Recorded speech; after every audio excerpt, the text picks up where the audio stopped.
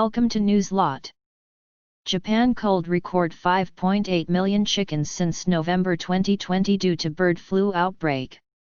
Japan has culled record 5.8 million chickens since November 2020 due to bird flu, the country's public broadcaster NHK has reported. According to the NHK, a highly pathogenic variant of bird flu virus has been detected at 36 poultry farms in 15 prefectures. The total number of exterminated birds is expected to reach 6 million once the culling is over. Thank you for watching Newslot. Goodbye.